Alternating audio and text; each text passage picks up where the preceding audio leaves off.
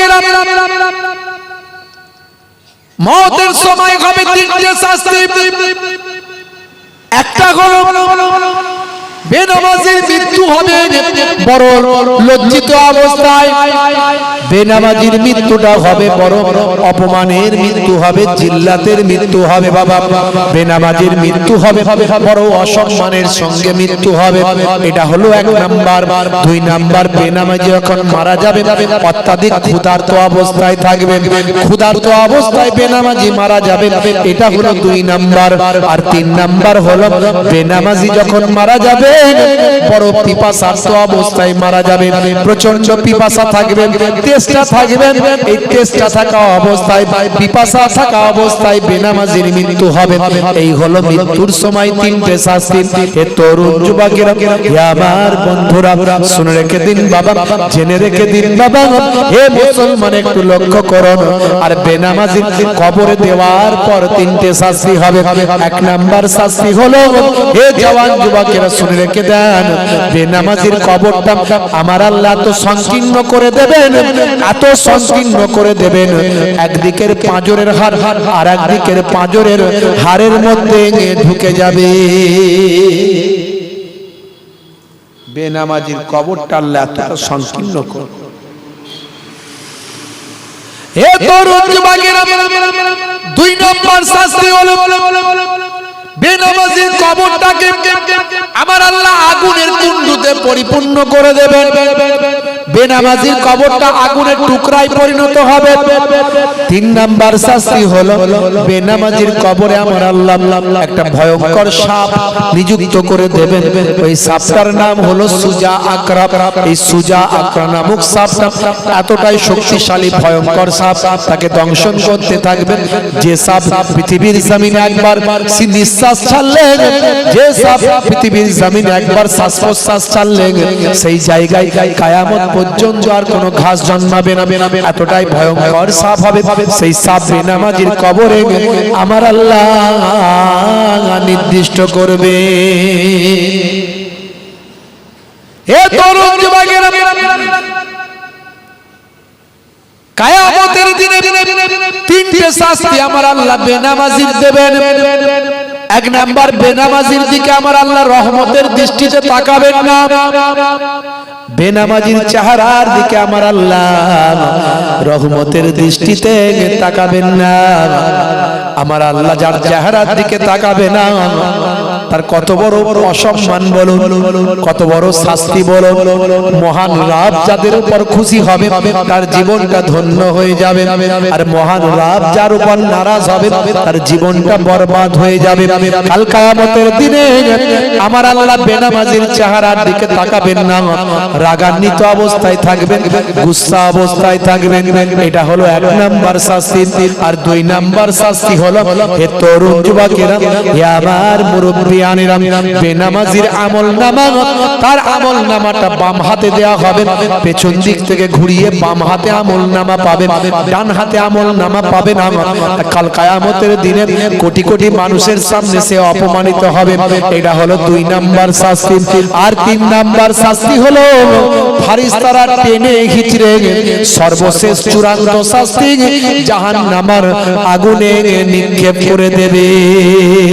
হে তরুণ যুবকেরা, আজ থেকে প্রতিজ্ঞা করুন, বেনামাজি হব না। নামাজ কাজা হলে কাজা পড়ব, তবু নামাজ ছাড়ব না। নামাজ ছাড়ব না।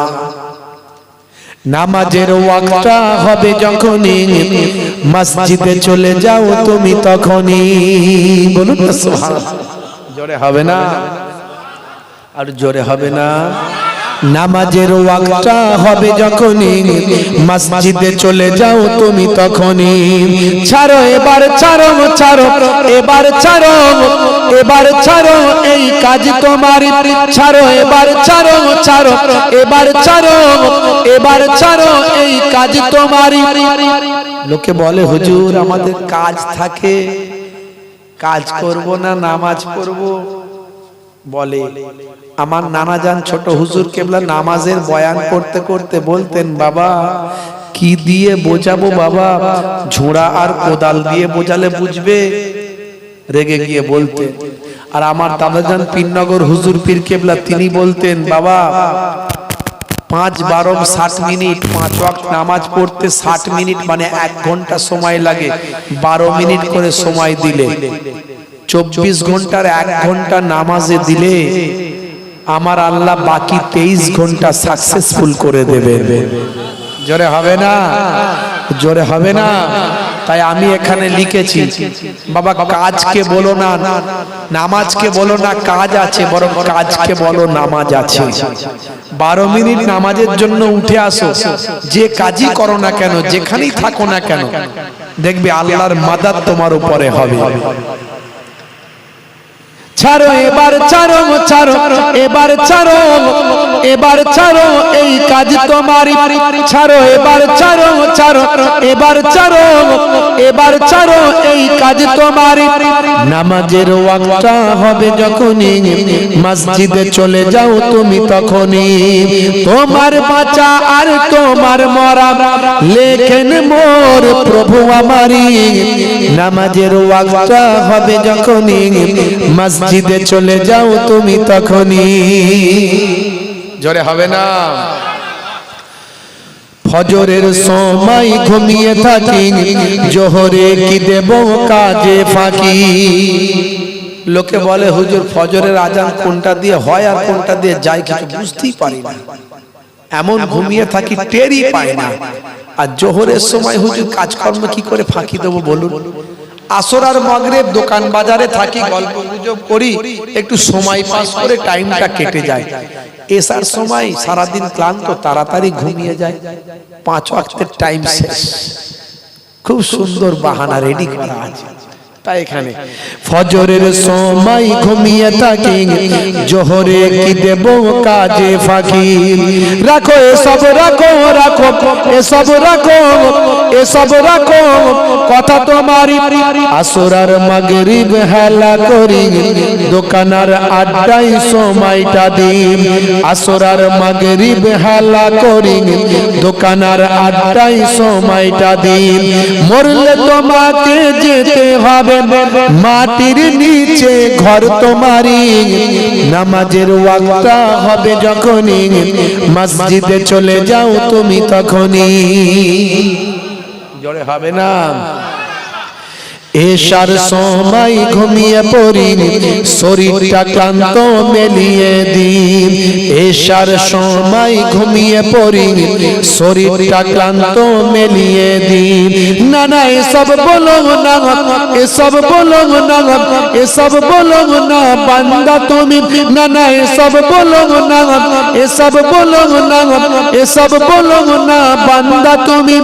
রুটি রুজি দিচ্ছে যিনি, জীবন মরণের মালিক তিনি। জোরে হবে না? রুটি রুজি দেওয়ার মালিক কে? জোরে বলেন কে? আপনি দোকান খুলেছেন, খদ্দের আনানোর মালিক কে? খদ্দেরের মনে মহাব্বত দিয়ে আপনার দোকানে কাস্টমার বানানোর মালিক কে? আপনি চাষ করেছেন, চাষটাই ফসল বাড়ানোর, ফসল দেওয়ার মালিক কে?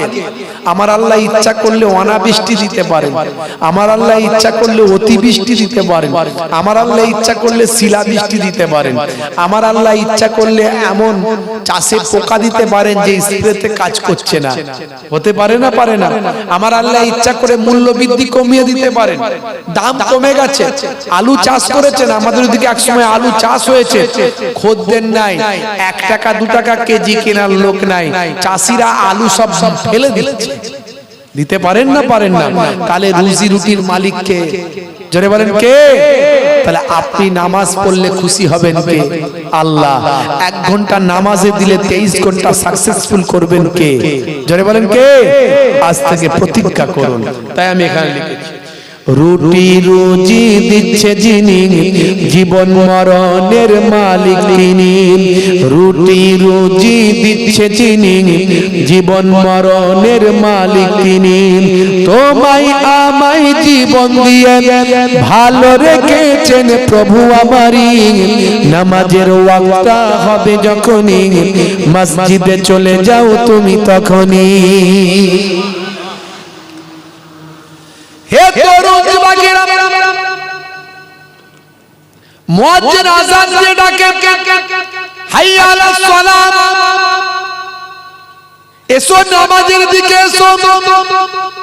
আল্লাহ বললেন বলে দাও, মানুষ কিন্তু লাভ চায়, লাভ লোকসানের অঙ্কটা মানুষ ভালো হিসাব করে।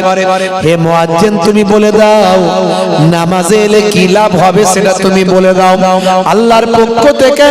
তারপরেই মুয়াজ্জিন ঘোষণা দেয়, হাইয়া আলাল ফালাহ। দেয় কি দেয় না? জোরে বলেন, দেয় কি দেয় না? হাইয়া আলাস সালাহ,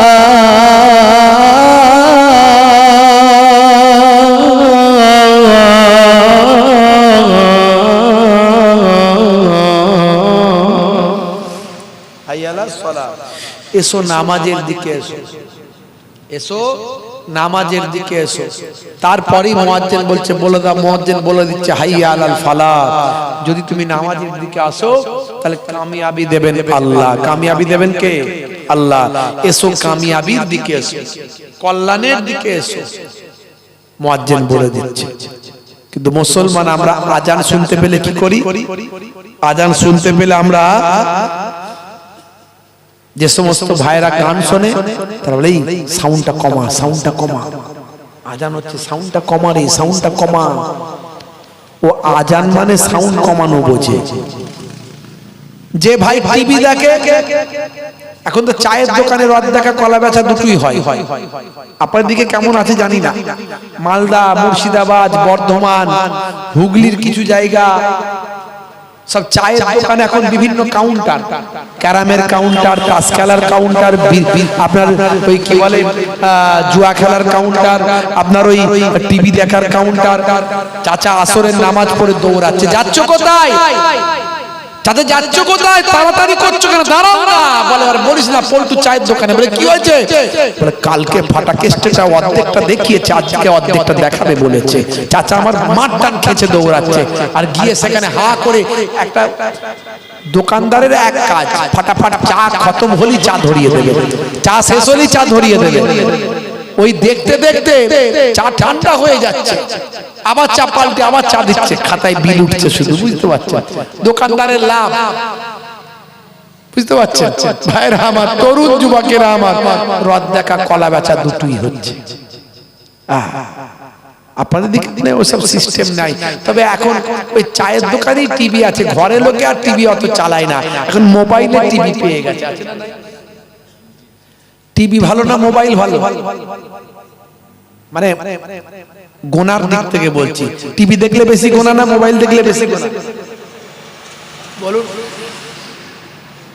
যেটা টিভিতে পাবেন না সেটা মোবাইলে পাবেন, কথা ঠিক না ভুল? মোবাইল দেখলে বেশি গোনা। আমাদের ঘরের ছেলেরা মোবাইল বেশি দেখে। বলে হুজুর আপনি কি মোবাইল দেখেন না? আপনার মোবাইলটা আমি একবার চেক করে দেখব। ইউটিউবটা খুলবো, সঙ্গে সঙ্গে যত আপনি যা যা দেখেন সেই স্টাইলের সব বেরিয়ে আসবে। আর আমার মোবাইলটা আপনি একবার খুলবেন, আমি যা দেখি সেই স্টাইলের সব বেরিয়ে আসবে। মানে আপনার মাইন্ডের সঙ্গে মোবাইল সেট হয়ে থাকে, আপনার মস্তিষ্কের সঙ্গে মোবাইল সেট হয়ে যায়। যার মোবাইল যেমন ভাবে চলবে তার গোনা তেমন ভাবে লেখা হবে। এই মোবাইল দেখলে নেকি হবে, আবার মোবাইল দেখলে গোনা হবে। মোবাইল টিভির থেকেও খারাপ, মোবাইল টিভির থেকেও খারাপ, আবার মোবাইল টিভির থেকেও অনেক ভালো। আপনি যেমন ভাবে ইউজ করবেন। বন্ধুরা আমার, তরুণ যুবকেরা আমার, মুরব্বিয়ানেরা আমার, চায়ের দোকানে মুসলমানের ছেলে এখন রদ দেখা কলা বেচা দুটোই চলছে। হে তরুণ যুবকেরা, হে আমার বন্ধুরা, শুনে রেখে দিন বাবা, জেনে রেখে দেন হে মুসলমান, আপনাকে আমাকে মরতে হবে বাবা। মৃত্যু ছাড়া কেউ রেহাই পাবো না, মওতটা আমার আপনার হবে। তাই মৃত্যুর আগে যে বান্দা তৈরি হতে পারবে সেই বান্দা হলো সবচেয়ে চালাক। আজ মারা গেলে কাল দুদিন হয়ে যাবে, 3 দিন পরে আর কারো খবর থাকবে না। এই মাত্র আসার আগে আমি একটা কবর জিয়ারত করে এলাম। এই বেড়াচাপা থেকে খানিকটা দূরে, জীবনপুরের কাছে। এখনই আসার আগে আমি কবর জিয়ারত করে এলাম। আমার এক প্রিয় ভাই, ইউটিউবার ভাই, ওনার আব্বা অল্প বয়স, আপনারা সেই ইউটিউবারের বক্তব্য, ইউটিউব থেকে আলেম ওলামাদের বক্তব্য, আমার অনেক বক্তব্য সেখান থেকে শুনেছেন। দেখবেন চ্যানেলটার নাম হলো দ্বীন ইসলাম। ওই ভাই একেবারে তরো তাজা ছেলে, ইয়ং ছেলে, বাচ্চা ছেলে, এখন ওদের বিয়ে হয়নি। ওর আব্বার কত বয়স জিজ্ঞাসা করলাম, হলো 46 বছর বয়স। 46 বছর বয়স, জ্বর হয়েছিল, একটু সুগার টুগার ছিল। এখন তো সুগার আর জ্বর এগুলো তো কমন জিনিস, কার সুগার নাই বলুন, মানুষ মাত্র এখন রোগ। কিন্তু কখন আল্লাহ কাকে কিভাবে ডেকে নেবেন কেউ জানে না, কেউ জানে না। তাহলে আপনি কি করে ভাবছেন যে আমি বুড়ো হলে নামাজ পড়বো? আপনি কি করে ভাবছেন যে আমার পয়সা আছে বটে, বুড়ো হলে হজ করতে যাব? হতে পারে আপনার আল্লাহর কাবা দেখা, রাসূলের রওজা দেখা নসিবই হলো না বাপজি আমার। তাই সময়ের বিশ্বাস নাই, সময়কে আপনি বিশ্বাস করতে পারবেন না। যে অবস্থায় আছেন, যেভাবে আছেন সেইভাবে প্রস্তুতি গ্রহণ করুন। কলকাতায় যেতে গেলে সামান্য কিছু টাকা পয়সা নিয়ে যেতে হয়, দিল্লিতে যেতে হলে তার থেকে বেশি টাকা পয়সা, মাল মাতা নিয়ে, সম্পদ নিয়ে, আপনার কাপড় চোপড় নিয়ে যেতে হয়। কারণ দিল্লিতে গেলে আর আসা যাবে না, 2-4 দিন থাকতে হবে বাবু। আর যদি বিদেশে যান, আমেরিকা যান, ব্রিটেন যান, আপনি মক্কা শরীফ, মদিনা শরীফে যান, আরো বেশি টাকা পয়সা লাগে, আরো বেশি প্রস্তুতি লাগে। কারণ সেখানে আপনি 15 দিন, 20 দিন, 1 মাসের আগে ফিরতে পারবেন না। কলকাতায় গেলে এবেলা গেলে ওবেলা ফিরে আসবে, অল্প টাকায় কাজ মিটে গেল।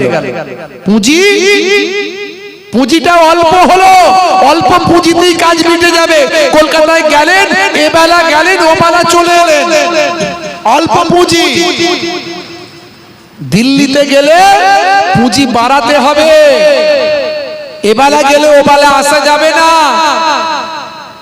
অন্তত 1 সপ্তাহ সময় দিতে হবে, কি 4-5 দিন সময় দিতে হবে। প্লেনে গেলে অন্তত 2 দিন সময় দিতে হবে।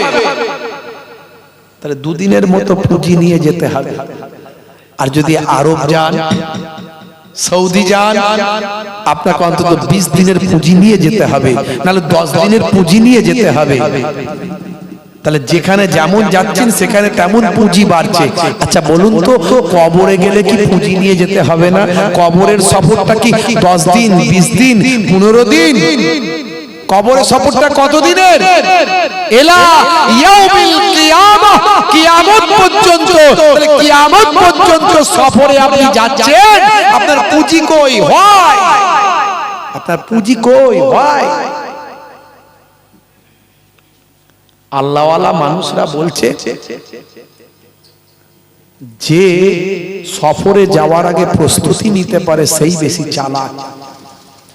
দুনিয়াদার লোকেরা বলে দুনিয়াতে যে বেশি কারবার করেছে, ব্যবসা করেছে, বাড়ি করেছে, গাড়ি করেছে, জমি কিনেছে, সে বেশি চালাক। আর আল্লাহওয়ালা মানুষেরা বলছে কবরের সফরে ঢোকার আগে যে প্রস্তুতি নিতে পেরেছে সে বেশি চালাক। তা আপনি দুনিয়াদারিতে চালাক না আখেরাতে চালাক? কোন চালাক আপনি নিজেকে ঠিক করুন। ওয়াজ জীবনে অনেক শুনছেন, শুনবেন, শোনার শেষ নাই। হে তরুণ যুবকেরা, হে আমার বন্ধুরা, শুনে রেখে দিন বাবা, জেনে রেখে দেন। হে মুসলমান, একটুখানি লক্ষ্য করুন বাবা, ভাইরা আমার, তরুণ যুবকেরা, আপনাকে আমাকে মরতে হবে বাবা। মৃত্যু ছাড়া কেউ রেহাই পাবো না, কেউ পায়নি, কোনোদিন পাবে না।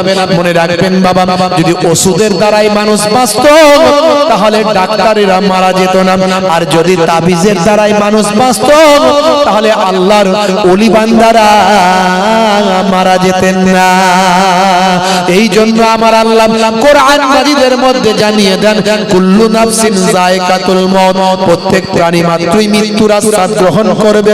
ইজা জা আজালুহুম লা ইস্তাখিরুনা সাআতান ওয়া লা ইস্তাকদিমুন, মৃত্যুর যে সময় নির্ধারণ করা হয়েছে সেই সময়ের এদিক ওদিক করা হবে না। হে তরুণ যুবকেরা, মৃত্যুর ভয়ে যেখানেই যাও যাও না কেন, আইনামা তাকুনু ইউদরিকুমুল মাউত ওয়ালাউ কুনতুম ফি বুরুজিম মুশাইয়াদা। মৃত্যুর ভয় যেখানে পালায়ন করো বান্দা, সুদৃঢ় গম্বুজ মজবুত কেল্লা লোহার সিন্ধুকের মধ্যে গিয়ে আত্মগোপন করো না কেন, মৃত্যুর ভয়ে তুমি ভেলোর যাও, চেন্নাই যাও, ম্যাড্রাস যাও, পিজি যাও, এনআরএস যাও, যেখানে যাও না কেন, আমার আল্লাহ যদি তোমার মওত লিখে রাখেন, মৃত্যুর হাত থেকে রেহাই তুমি পাবে না। এমন মরার মরণ, এমন মৃত্যু গাবে যাও, এমন মৃত্যু বরণ করো, মরিলেও মরা নহে, যদি লোকে ঘষে বাঁচিয়া কি ফলতাম, যদি লোকে দোষে মরিলেও মরা নয়, যদি লোকে সুনাম করে আর বেঁচে থেকে কি লাভ, যদি লোকে দুর্নাম করে। যখন জন্ম তুমি নিয়েছিলে ভবে, তুমি মাত্র কেঁদেছিলে, হেসেছিল সবে, এমন জীবন হবে করিতে গঠন, মরণে হাসিবে তুমি, কাঁদিবে ভুবন। তুলসী কবি তুলসীরাম দাস বলেছিলেন, তুলসী জব जग में आए तू रोए जग हंसे, ऐसी करनी कर चलो तुम হাসো जग रोए। মানে যখন তুমি পৃথিবীতে এসেছিলে তুমি কেঁদেছিলে, সবাই হেসেছিল, আর যখন তুমি পৃথিবী ছেড়ে এমন জীবন যাপন করে পৃথিবী ত্যাগ করো যে তুমি হাসতে হাসতে চলে যাবে, তোমার জন্য সবাই কাঁদবে। এই জন্য করতে হবে নিজেদের হৃদয়কে নরম দিলের মানুষ বানাতে হবে। নিজেকে কঠোরতার মধ্যে নিয়ে গেলে হবে না, সরলতার মধ্যে নিয়ে আসতে হবে। এই জন্য আমার আল্লাহ কোরআন মাজিদে বলেছেন, ইউরিদুল্লাহু বিকুমুল ইউসরা ওয়ালা ইউরিদু বিকুমুল উসরা। আমার আল্লাহ তোমাদের জন্য সরলতা পছন্দ করেন, আমার আল্লাহ তোমাদের জন্য কঠোরতা পছন্দ করেন না। হাদিস পাকের মধ্যে এসেছে, জান্নাতের একটা জান্নাতের নাম হবে ইউসরা, যেখানে শুধু সরলতা বিদ্যমান, সরল মনের মানুষদের আল্লাহ সেখানে দেবেন। আর জাহান্নামের একটা নাম হবে উসরা, যেখানে শুধু কঠোরতা বিদ্যমান, সেখানে ভাই আমার কঠোর মনের মানুষদের সেখানে দেওয়া হবে। তাই মরতে যখন আপনাকে হবে, আল্লাহর ওলিদের মতো মরুন। জোরে হবে না? আমার মরণ আসিবে কখন কেউ তা জানে না, তোমার মরণ আসিবে কখন কেউ তা জানে না। আমি মরে গেলে তোমরা আমায় ভুলে যেও না, আমি মরে গেলে তোমরা আমায় ভুলে যেও না। আমার মরণ আসিবে কখন কেউ তা জানে না, তোমার মরণ আসিবে কখন কেউ তা জানে না। এই দুনিয়ায় চিরজীবন কেউ তো থাকবে না, অন্ধকার কবর যে আমার আসল ঠিকানা। এই দুনিয়ায় চিরজীবন কেউ তো থাকবে না, অন্ধকার কবর যে তোমার আসল ঠিকানা। সেই কবরে পিতা মাতা কেউ তো আসবে না, সেই কবরে নবী ছাড়া কেউ তো আসবে না। আমার মরণ আসিবে কখন কেউ তা জানে না, তোমার মরণ আসিবে কখন কেউ তা জানে না। মরতে আপনাকে হবে, মৃত্যু ছাড়া কেউ রেহাই পাবে না। তাই মৃত্যুর আগে প্রস্তুতি নিতে হবে। বললাম যদি ওষুধের দ্বারাই মানুষ বাঁচতো তাহলে ডাক্তারেরা মরতো না, আর যদি তাবিজের দ্বারাই দোয়ার দ্বারাই মানুষ বাঁচতো তাহলে পীর ওলিয়া উলিয়ারা মারা যেত না।